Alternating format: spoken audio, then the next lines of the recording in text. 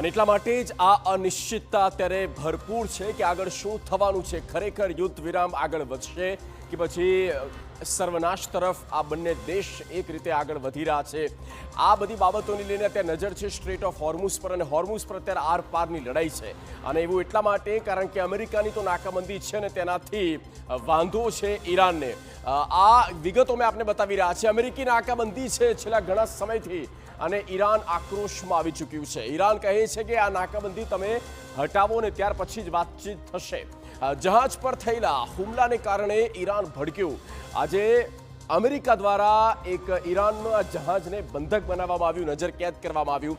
હોર્મુઝ સ્ટ્રેટમાં અમેરિકાની મજબૂત નાકાબંધી જોવા મળી રહી છે, અને ચારે તરફથી હોર્મુઝ સ્ટ્રેટને અમેરિકાએ ઘેર્યું। અમેરિકાના અનેક યુદ્ધપોત તૈનાત કરી દેવામાં આવ્યા છે। મુખ્યત્વે ત્રણેય યુદ્ધપોત જે છે તે આ જ ખાડીની આસપાસ ઈરાનની જહાજ પર હુમલાની અને ચીને નિંદા કરી છે।